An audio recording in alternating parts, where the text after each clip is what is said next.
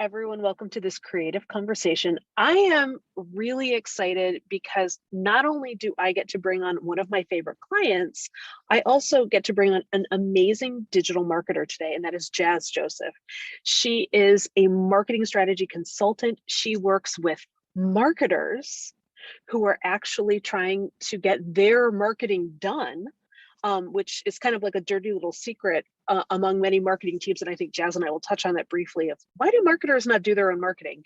But we're going to talk today about scaling your business. And one thing you really need to consider in scaling your business. Jasz, welcome to this creative conversation. Thank you. Excited to be here. Before we get into it, can we talk about the dirty little secret that most marketers have? Yes, let's do it. So why do most marketers not do their own marketing? Oh my goodness. So many reasons, right? So I think they'll tell you it's time, and it very much is time. Time is a huge component.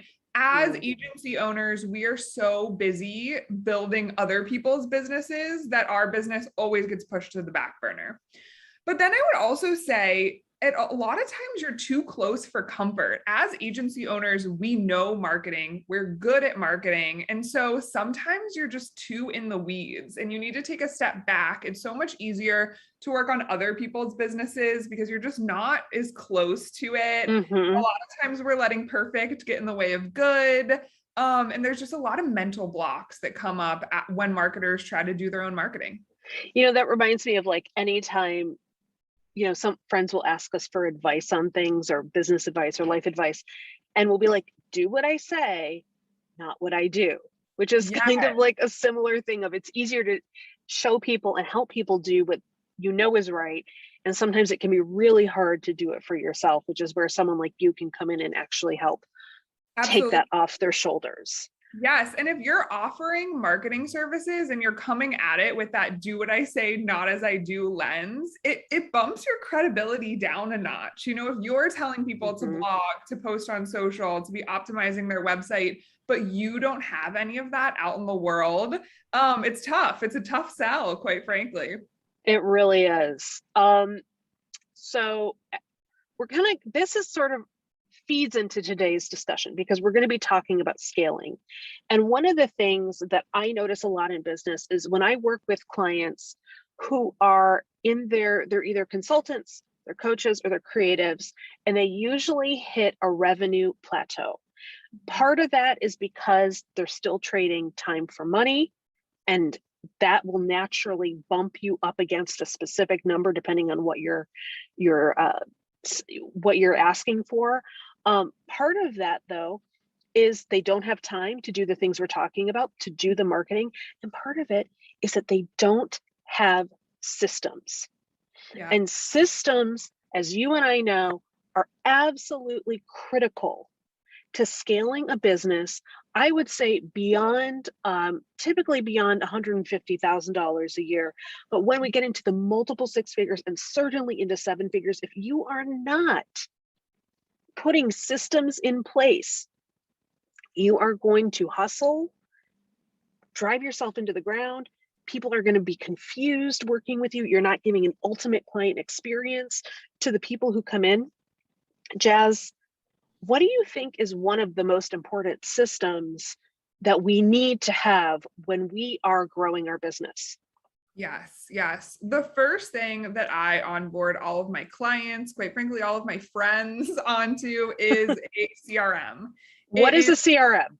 Yes, a CRM the CRM stands for Customer Relationship Management System. However, it should be all of your contacts, not just your customers in there. Everybody that you've ever spoken to, your referral partners, your customers, your prospects, your leads that never converted, everybody should be in this database. And so there are different types of databases we know about HubSpot. There are a bunch of other ones as well. Definitely. One I use is called Honeybook, but there's a million CRMs out there. So agnostic of whatever platform you choose, how are these typically like organized? How do they help us? Yes, definitely. So, like I said, all of your contacts are in one place, and generally you're able to segment those contacts based on who they are to you. So, if they're customers, if they're referral partners, if they're leads, and that helps you get really granular with not only your broad marketing, but also your one-to-one outreach. You can remember, what did I last speak to this person about? When did I last speak to this person about? And you can get really systematic about your sales process. And when I say systematic, I don't mean automated, because as you and I both know, it's very important to be personalized in your sales Mhm. process, but it's okay to be systematic and personalized. It's systematic in how you approach it, but personalized in the outreach. Yes, And exactly. this is super important for all the people who are listening who are in high touch businesses where we are dealing directly with the client. And this is, I think, really different um, than, for example, someone who is a salesperson who works for a really large organization that once the sale is done, they're going to be handed off to someone. We're never going to talk to them again. They get their commission, move on to the next sale, or, you know, try to retain the customer 9 months from now when the annual contract's up. That's not what we're talking about. We're talking about people who actually do high touch sales, high touch advisory and consulting, Yeah. because people, in order for them, and we've talked about this, in order for people to spend money with you, in order for people to invest in you and in themselves in the process, they have to trust you. Yes. And I feel like they're not going to trust you if it's just like a robot sending the messages. Right, right. And the other piece of this too is, as we talk about specifically consultants, agency owners, creatives, a lot of us are putting so much into building our personal brands. So we're posting on LinkedIn, we're putting out webinars, we're posting blogs. And with that, people know who you are. I know you talk about this a lot in your marketing. There's people out there that are lurking and they're Yeah. interested in working with you, they're watching you. And with that, people expect you to remember them in the way that they remember Yes. you. And so when you have these conversations, if you're not jotting down these notes, if you're not remembering the last time that you spoke to them, if you're not keeping all of this organized, it can really hurt your relationship building. Because at the end of the day, you cannot remember everyone. Right. And that's kind of the part where it's happened to me. I have to tell you this. I don't think I've told you this story. Like a month ago, I was at a steam room, and it's dark in there. It's Yes. steamy. I can't see anything, and I hear my name in the mist. Yes. And someone says, "Laura, is that you?" And I'm like, "Yes. Who is this?" Yes. And it was someone who follows my work. But Mhm. I've never engaged with them directly. I don't know them, but they know me. And so for everyone listening, there are people who know you. Yes. And once someone reaches out like that and says, "Hey, I know you. Hey, I recognize you," we have to be able to track them. We have to be able to build that relationship, because you are a person of interest to them. And you never know when they're going to be in the position to buy from you, to refer you, to comment on your stuff that helps bring in other people. It's not just about sales, but it's about building relationships. Um, Definitely. One thing I want to ask you, Jess, for people who just the concept of a CRM can feel overwhelming, Yes. what are the kind of what's the simplest way to get started with it? Definitely. So I really am a huge believer in the HubSpot CRM. And the reason that I'm so passionate about it is because it's completely free. And so there's no barrier to entry. And it's an awesome way to get started. If you've never used a CRM before, if you're not at a point in your business where you can invest a lot of money into this, it's a great place to get started. I have a lot of people graduate from a spreadsheet to the HubSpot CRM. It's an awesome way to Mhm. move in there. And then I would say, don't bite off more than you can chew. Figure out what's most important to your business. How are you already relationship building? Are you doing regular coffee chats? Are you doing a lot through LinkedIn? and figure out which pieces of the CRM are going to benefit you the most and start there. There's so much you can do, from tasks to taking notes to, creating custom contact properties. And so it's important to really take a deep dive into your business and what's going to make the most sense for you. I'm really curious when we talk about relationship building. What have you found to be the most effective thing in scaling your own business? Yes, great question.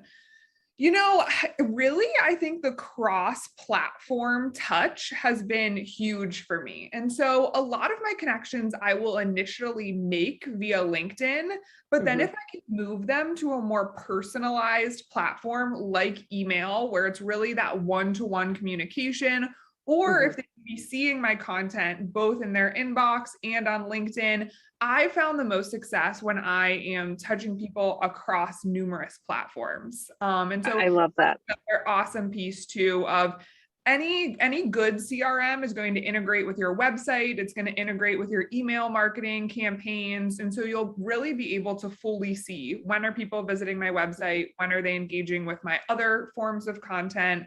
And then you can help strategize on when the best time to reach out to them is. So this is something interesting that I think we should talk about, especially if you're someone, to this point, especially if you're someone who is getting people coming on your website wanting to set up a virtual coffee or a discovery call, or they're showing up at your events or whatever it may be. It is really, really critically important for everyone listening to this to have an automated way that when those people sign up for something, they are put in and dropped into that CRM, so that you're not having to do a lot of manual work in creating names and adding them in, and they can even be tagged appropriately as they come in, so that the CRM, while it can take like a minute to set up, this does all of the work for you. So it's actually a lot easier than how we currently may be doing business, especially as we're growing, trying to keep a list of names and things like that. Definitely. You talked about email, and I love that you touched on email as one of these connection points, because there are so many people, especially younger people, who will say email is dead. And we just have no, in my opinion, no evidence that email is dead.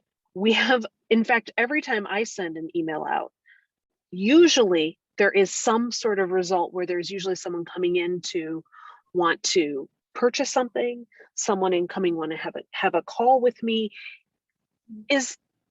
What are your thoughts on email, the future of email, and the power of email in this day and age? I am a strong believer in email. I think email is so powerful, but I will say it's saturated. You have to have good email content to stand out. And Laura, I absolutely love your email content. You do a great job of really personalizing it and telling a story. And Laura's emails, for people who don't receive them, really read like a personal email. They read like this conversation. And I think that is really the direction that email is moving in. We're moving away from these traditional newsletter formats where it's a few blocks with different articles to read. People are oversaturated with content right now. And so in order to stand out, it's all about being authentic, being personal, speaking directly to their pain points, and providing true value. Yeah, absolutely. And I couldn't agree with you more. There are, in my inbox on any given day, I'm getting 40 emails at minimum that are marketing. Yeah. And there are also in my inbox 3 emails I will always read. One is yours, because because it offers value, and I like, how you weave stories in. And there's another one from God, what are the other 2? One is from a group called Funnel Gorgeous, which I love. They're also marketers, very high value content in their emails. And the other one is from a woman who runs a company called Birdsong. So if anyone wants great email examples, you can go check those out. But it's true. There is so much saturation in email, and newsletters suck. Like, Oh my gosh, who wants another newsletter? I honestly, I don't want anyone else to wish me a Merry Christmas, a Happy Holidays, a Happy Hanukkah, a Happy Mhm. Kwanzaa, a Happy whatever. I'm like, I don't need to hear from you today. This is insanity. And I Mhm. know all that stuff is going to start coming up really soon, which is why I'm like, oh my God, not Yeah. more of this. But that's true. Like learning how to engage. Mhm. Um, so I'm curious if you have more thoughts on that, Jazz. Like, what are you seeing just sort of in the ecosystem in terms of really strong email strategies, I guess, that you're seeing? Definitely. So, subject lines are huge right now. Like you just shared, we are all getting a million emails in our inbox and nobody has the time or the motivation to read all of them. So that subject line is the key to success. That's the Hmm. way you're going to get people to open and even look at the content of your email. So that's huge. There's lots of different studies around, emojis and different Right. and things like that. And, I always advise my clients test for yourself. No Hmm. matter how many, reports you read, at the end of the day, your audience is going to perform differently just because they are a specific subset of people. So Hmm. test, see what works best for you.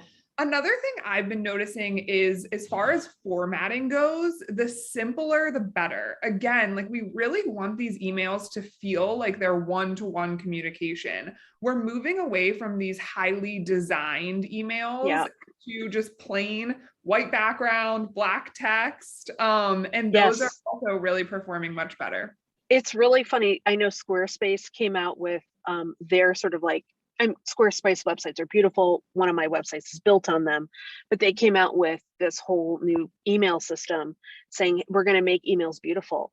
And I'm like, I don't care about beautiful emails. Nobody cares. Nobody wants a flyer in their email. They want value. They want to feel like, and you and I have talked a lot about this, but this sense of whenever I write emails, this is my tip for everyone. Whenever I write emails, whenever I engage with people, it's how do I leave you better off for having read this? Yes. And if I can't do that, then either the email isn't right, something needs to be amended or fixed in it, or it's garbage and it needs to be scrapped or put in the idea pile until the time when it would make sense to release that. Um, but otherwise, it's just, you've got to show that continual value. And I think our businesses, and we talk a lot about this, is ultimately building referable businesses and businesses that people talk about. Mhm. And people will talk about you. Yes. People will remember you if you make them feel special. That's Mhm. why we have the CRM. That's why we remember where they're coming in. That's why we remember our touch points with them. If you have compelling emails or compelling content that makes them feel like they're going on the ride with you, it's really powerful. Absolutely, it is. Yes.